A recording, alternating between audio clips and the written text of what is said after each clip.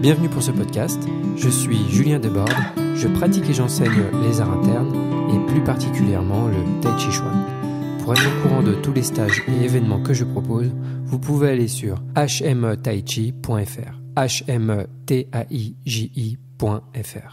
Bonne écoute!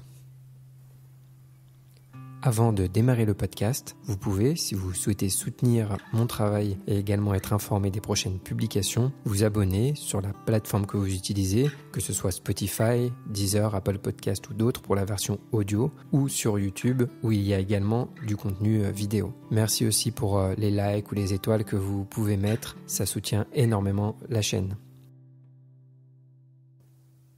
Bonjour à tous.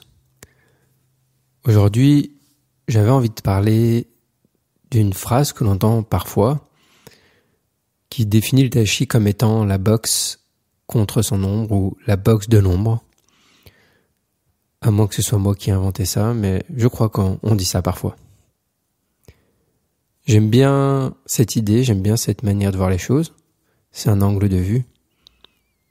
Ça voudrait dire que quand on s'entraîne au Tai Chi, il y a donc un ennemi. Et là où certains peut-être vont voir ça comme le fait de faire des mouvements de la forme comme si on se battait contre un ennemi invisible, bien moi je vais plutôt considérer que le seul ennemi, c'est nous-mêmes. Pour ceux qui sont réguliers peut-être dans ce podcast et qui pratiquent aussi la méthode Evenman Earth, vous savez que l'entraînement de la forme ne consiste pas à faire des mouvements en ayant une attention sur les mouvements martiaux, mais que les mouvements de la forme sont là pour entraîner les jins notamment. Entraîner la manière de bouger, la manière de générer les différentes puissances dans le corps à travers les chemins de jin qu'on a construits avec les exercices préparatoires, etc. Donc moi, j'aime bien cette idée de boxer contre son ombre. Et quand je m'entraîne au Tai Chi, effectivement, il y a cet aspect-là. Mais voilà, au final, on n'a qu'un seul ennemi, c'est nous-mêmes. Et donc, si on applique un peu les mêmes règles, c'est-à-dire comment on fait pour vaincre un ennemi. D'ailleurs, en fait, c'est nous-mêmes, mais c'est quoi, quelle partie de nous-mêmes, en fait? Ça peut être les choses qu'on veut changer, les parties de nous qu'on veut transformer, les parties sombres de nous-mêmes, les choses qui nous vont pas, les choses qui nous freinent, qui nous bloquent, etc. Donc la première chose, c'est, ok, il y a un ennemi, donc c'est moi-même, c'est des parts de moi.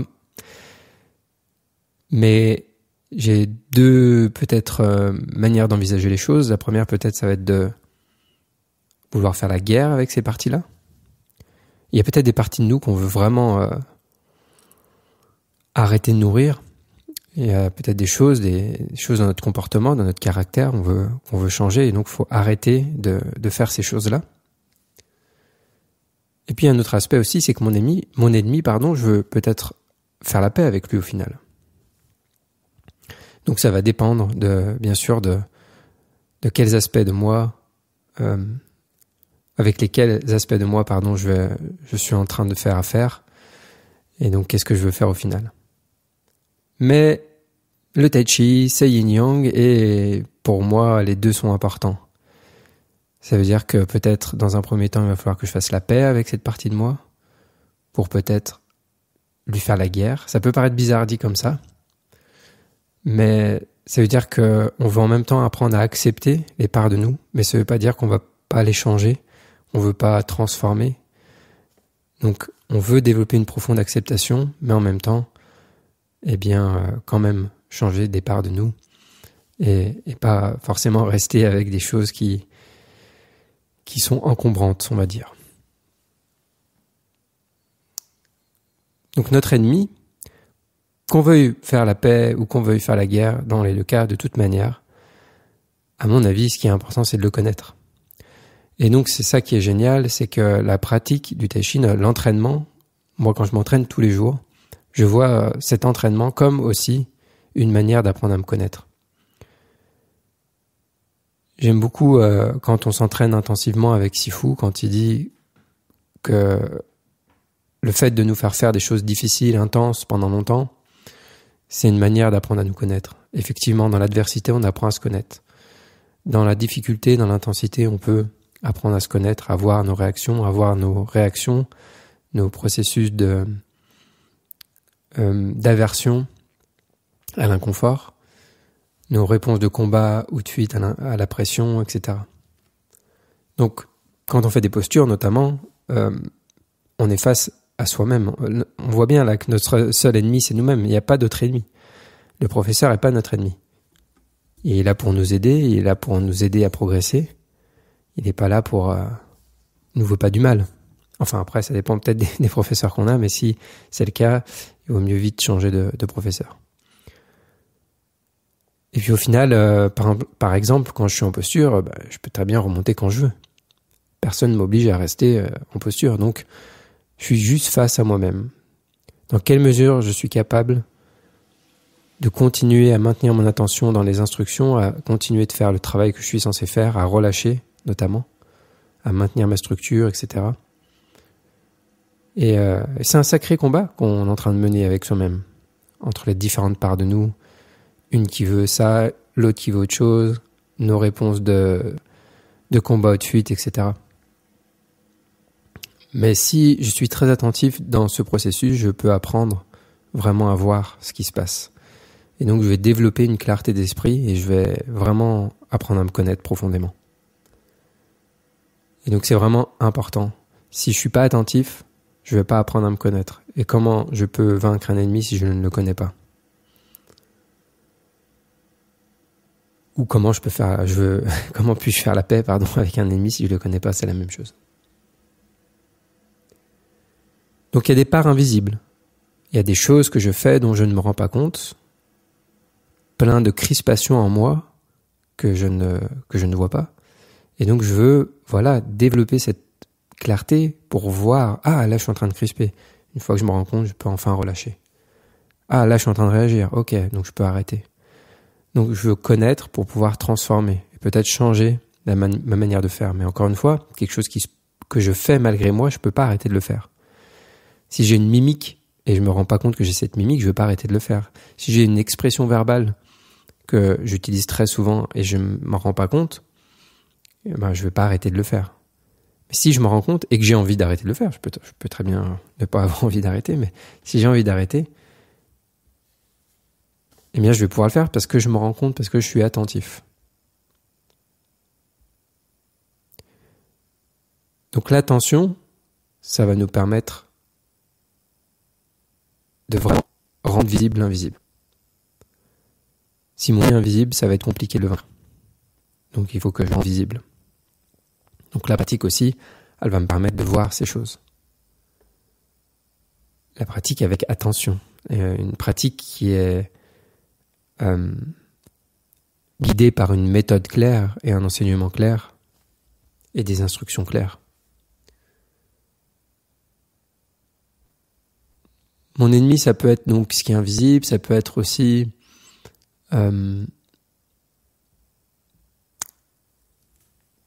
des choses dans mon caractère et dans ma façon de penser qui va me freiner, qui vont me freiner.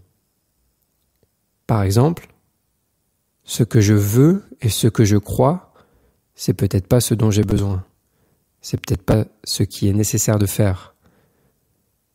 Par exemple, pour obtenir certaines choses, j'ai peut-être besoin de passer par certaines pratiques, certains exercices, un certain processus qui va être inconfortable, mais si je ne veux pas, si je ne peux pas mentalement accepter de faire ça, je ne vais pas pouvoir traverser ce processus et donc je ne vais pas accéder à la transformation. Si je me dis oui mais moi je fonctionne comme ça, oui mais moi c'est comme ci, oui mais moi, et qu'à chaque fois j'essaye de transformer l'enseignement, l'instruction et la méthode pour qu'elles me conviennent, mais pas qu'elles me conviennent dans le sens de ce dont j'ai besoin, mais qu'elles me conviennent dans le sens de ce que je crois avoir besoin, ou de ce que je veux, ou de ce qui en fait est plus confortable pour moi, eh bien je vais me freiner. Je vais freiner ma progression et je vais tourner en rond. Donc ça, je l'ai vraiment vu assez souvent, ça, ce frein-là. Le frein de toujours penser la même chose. Et en fait, il y a des choses auxquelles certaines personnes ne peuvent pas accéder parce qu'elles sont freinées par leur manière de penser. Et c'est compliqué parce que chacun pense ce qu'il veut. Et je suis pas là pour dire qui doit penser quoi. Mais il y a des tendances. Et c'est intéressant parce qu'avec l'expérience, maintenant, ça fait quelques années que je pratique, que j'enseigne et que j'observe des personnes qui pratiquent autour de moi.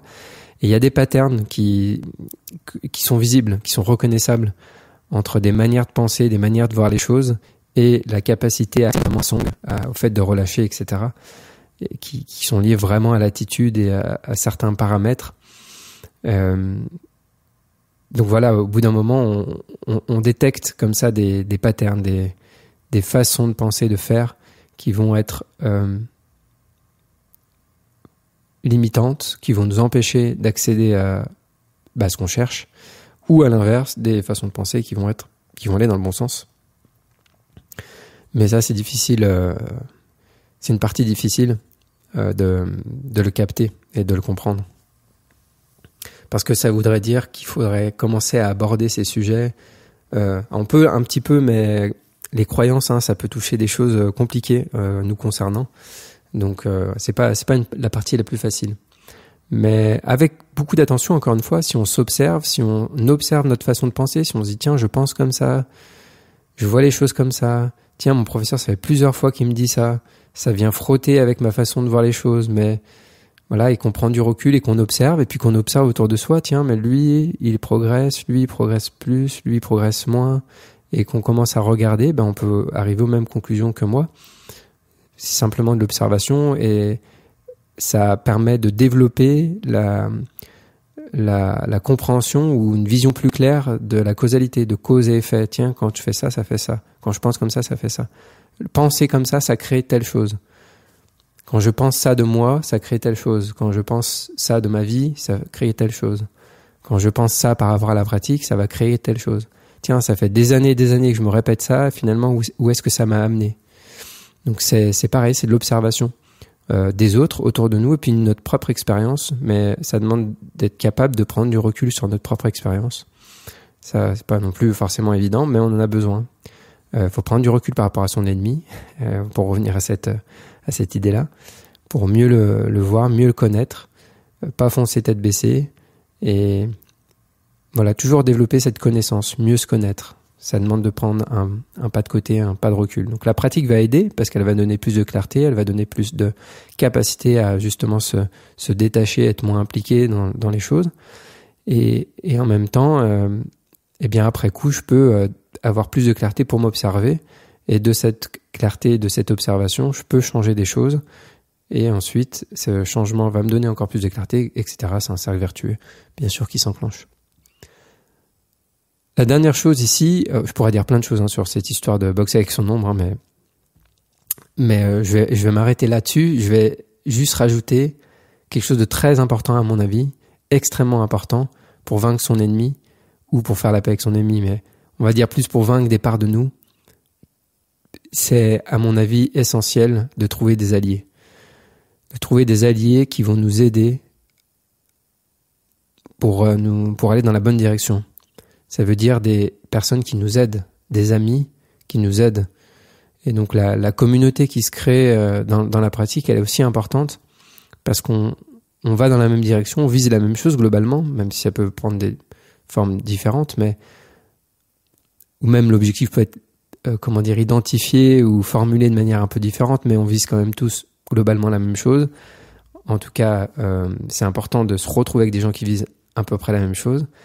Et c'est super important parce que on va s'entraider et nos alliés, nos amis, nos partenaires de pratique vont nous aider à voir des choses qu'on ne voit pas. C'est exactement ça qu'on fait dans le travail à deux. Ah, attention, t'as la tête, tu perds la suspension de la tête. Ah, attention, t'es en train de fermer ton dos. Ah, attention, t'es en train de mettre ton poids. Ah, attention, t'es en train de forcer avec tes bras. Ah, attention, tu crispes ton épaule, etc., etc.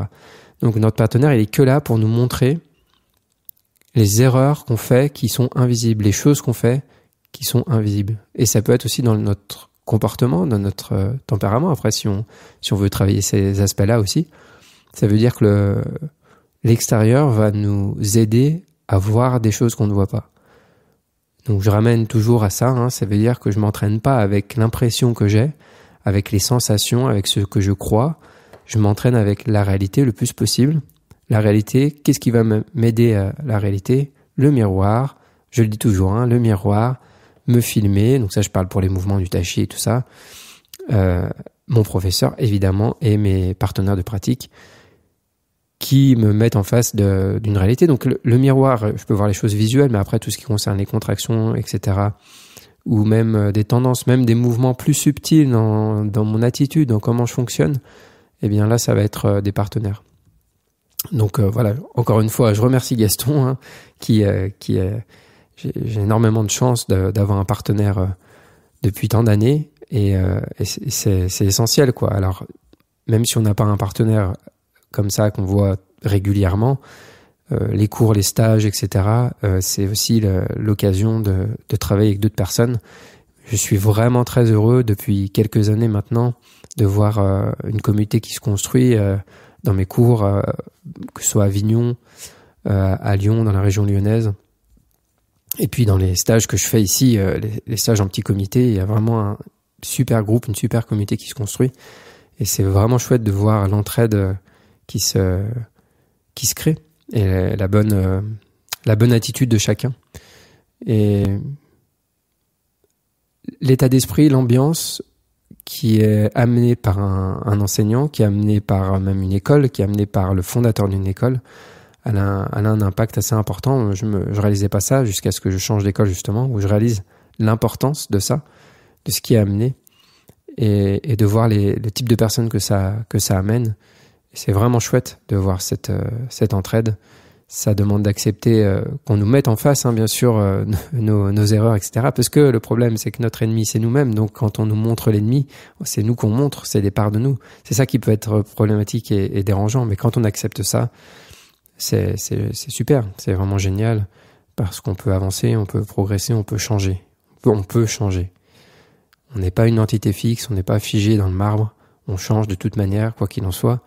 Et donc, d'avoir la possibilité de changer dans la direction que l'on souhaite et pas là où juste la vie nous amène, aidé par une communauté, c'est super. Bon, voilà le sujet que je voulais traiter. Je savais pas trop où ça allait m'amener, mais je pensais à ça, l'histoire de la boxe avec son ombre. Et c'est vrai que souvent, quand dans les stages que j'anime, un peu intensifs, en tout cas quand on fait des pratiques qui sont difficiles, ça nous challenge et ça me faisait penser à ça. Donc voilà, on a un seul ennemi, c'est nous à ce moment-là, et c'est le sens que j'ai donné à la boxe contre son ombre. Voilà, si encore une fois vous avez des questions, des idées de thèmes, etc., n'hésitez pas à me le dire. Je prends note, et puis si c'est quelque chose qui peut prendre du sens à un moment donné, j'en ferai éventuellement un podcast. Je rappelle donc que je fais des stages en petit comité un peu toute l'année, et à des stages d'été, et je fais un grand stage d'été dans un gîte. Enfin, grand stage, c'est limité à 15 ou 16 personnes, je crois. Et il y a un tarif réduit jusqu'à décembre, donc il reste que quelques semaines. Donc voilà, si ça vous intéresse, n'hésitez pas à faire un tour sur hmotaichi.fr. Je vous souhaite une très bonne pratique et à bientôt. Au revoir. Merci encore à toutes les personnes qui me soutiennent sur Tipeee. Et je vous rappelle que pour vous abonner au cours en ligne d'Adam Missner Discover Tai Chi, vous pouvez utiliser mon lien d'affiliation qui est en description ou sur mon site hmotaichi.fr. Et vous aurez, en vous inscrivant, accès à un mois gratuit. Je précise aussi que ce cours est sous-titré en français. Donc n'hésitez pas à essayer ce cours en ligne. Vous avez un mois gratuit sans engagement. Très bonne pratique à vous et à bientôt.